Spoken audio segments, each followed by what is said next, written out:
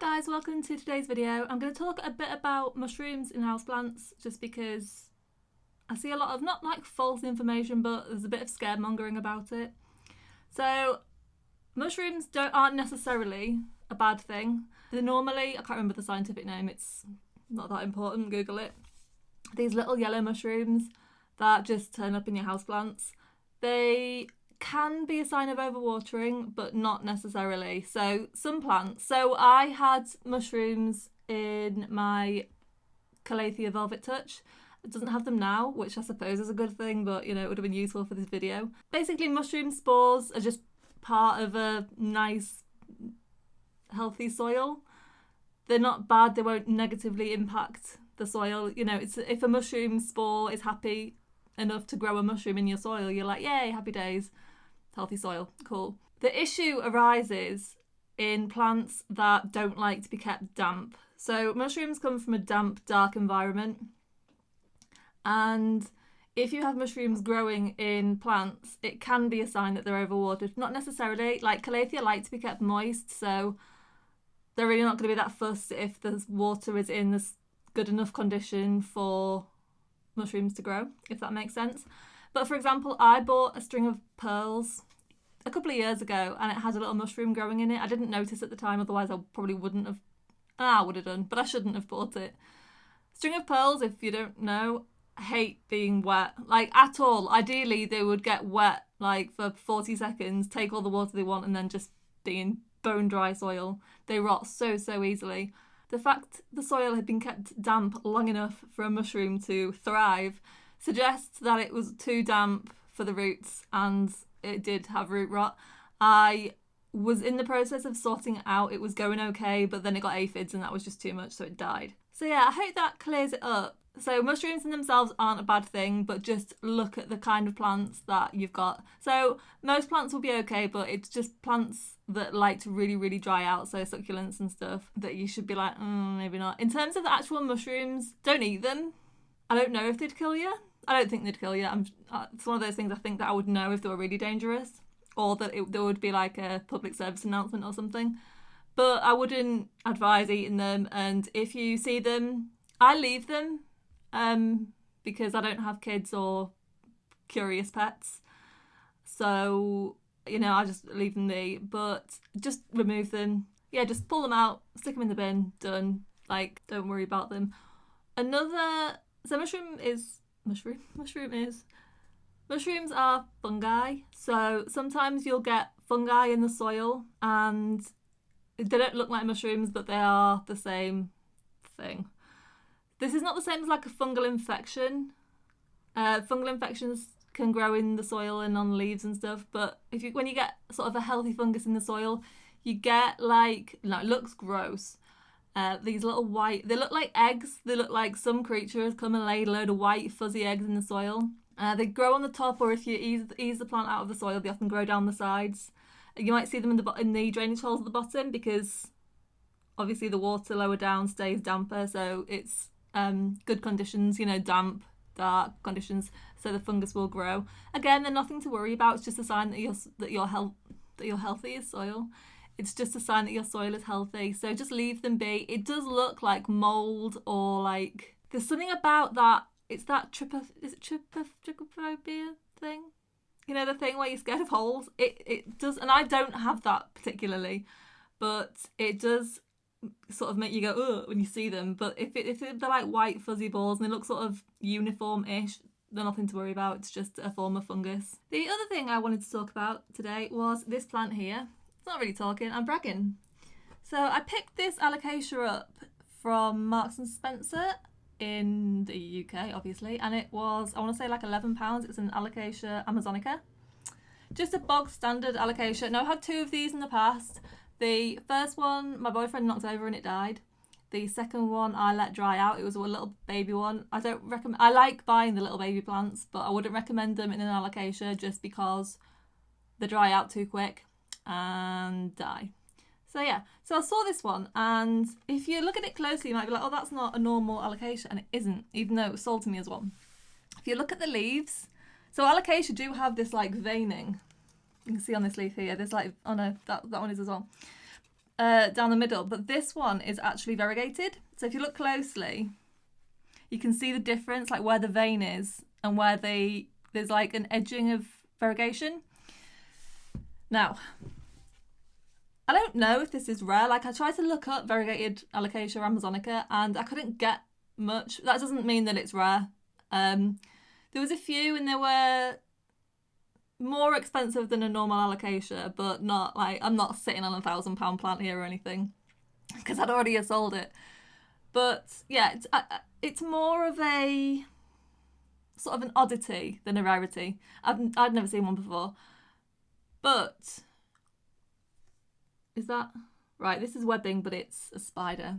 So Alocasia, if you didn't know, spider mites love them. So if you can get a spider, an actual spider, like an 8-legged spider, to live on your Alocasia to eat the spider mites, always a good thing. Where was I? Right, so variegated Alocasia are, they had a moment, but they literally just had a moment. And then it went away. So the garden centre I go to have a massive variegated Zebrina. And they look stunning. So there's also a variegated Friedeck. They look stunning as well, but they are much pricier than a regular plant, than a regular Friedeck, and they're pretty pricey anyway. And the issue with Alocasia is they are renowned to have unstable variegation. So if you buy it for the variegation, just make sure that you love it unvariegated because you never know when it might stop producing variegated leaves. This one has variegation. So, right. I think this is the oldest leaf. And that has like good variegation. Nice. And then it starts deciding that it's going to be like, yes, variegated, but I like being near the stems. So then we get these two where there's pretty much just variegation round the veining. But the last leaf that it produced, well, it's growing a leaf at the moment. No, right, that was wrong. Ignore that. The last leaf it produced is actually completely unvariegated, and I think it's from a pup. This little tiny one down the bottom, so I think it's just had a baby.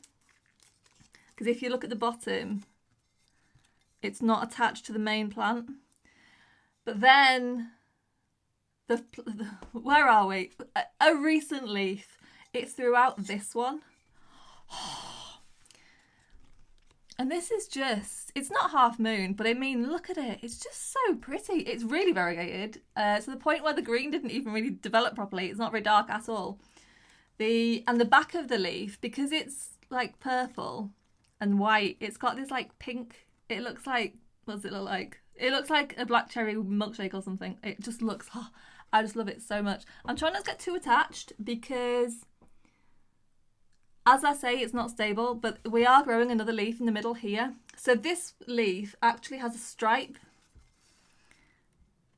Can you see it? No. There's a stripe down the middle. And from what I can see, the next leaf doesn't have one. I'm not that bothered because, as I say, I'm just trying to enjoy it for what it is. As I'm looking now, I'm like, maybe there is a stripe. It's only experience that's not like stopping me from ripping that petiole open, but I won't. But yeah, I just thought it was cool. It's the fact that it was in Marks and Spencer's. Marks and Spencer's tend to have quite nice houseplants, like they're well cared for, compared to like Tesco's who do not give a shit. They must have noticed it because it is quite obviously different. Like I made a beeline for it, and I wasn't on the lookout for an Alocasia, so somebody will have noticed. But I think it's just one of those things. Like they just want rid of it. They're not really that bothered. So I'm guessing I'm not sat on like a little gold mine here or anything. But I just thought it was cool. So the last thing I wanted to talk about was my ZZ plant propagation.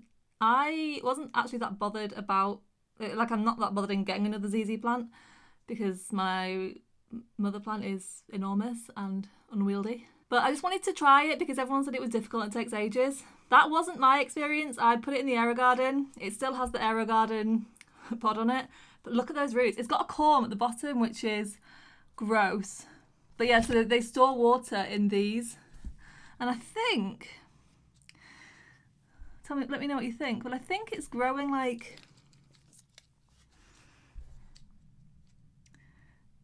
go away. Like baby plants at the bottom. think that might be what these are. I'm not too sure. See if it'll focus. Probably not. The one thing I hadn't... So this has been sat in my area garden waiting for me to do something with it. And I'm not quite sure how I'm going to get it out. Do we need it out? I want this back. But what I do know is that the corm won't fit through this hole. And the corm is more important than the leaves. So what I'm going to do is just pull it through and hope. And then we're just going to have to... Oh, God. Yeah, the leaves are just being ripped off. Well, there's that solved. Oh.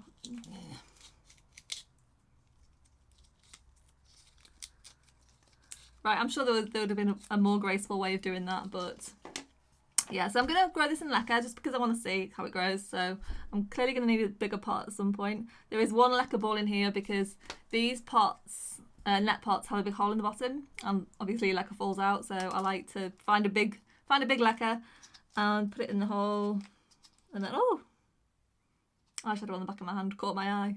I'm like a crow, magpie. So yeah, I'm just gonna throw leca everywhere. I really didn't. I was so surprised. But I mean, this is like a whole thing, like a. When I got it out, I was like, no, and it's grown. Like I check these props all the time because most of them are doing nothing. One day I got it out, and then there was this thing, this alien, at the bottom of the thing. So I need to get it out because there'll be a point when I couldn't get it out of the area garden, like in the not too distant future. So yeah.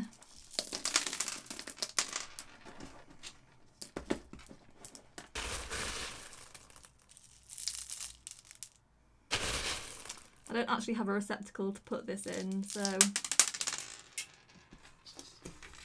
Oh, did I show the orchid roots on last week's video? I don't think I did. So I inherited an orchid years ago from my friend, well, like 2 years ago, from my friend who moved away.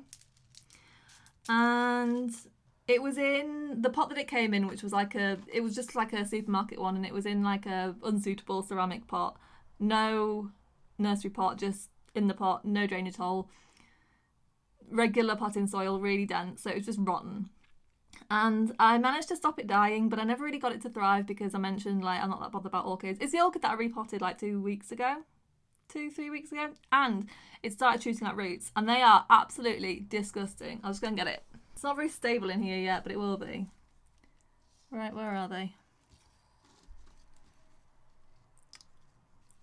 Can you see?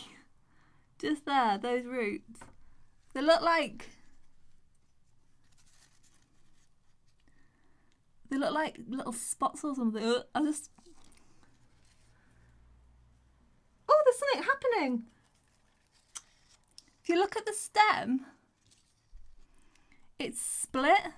I've not got enough hands. Right, here.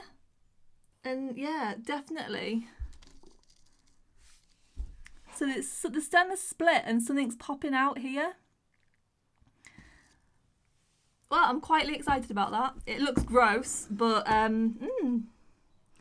there's definitely life in it, if not a lot.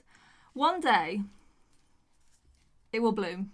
This is a challenge I've set myself, and I'm like, how hard can it be? I mean, it's an orchid, that's what they do, surely. I hope this ZZ plant's alright, look at it. It went from having a load of leaves to like, none. Well, it's got one. So,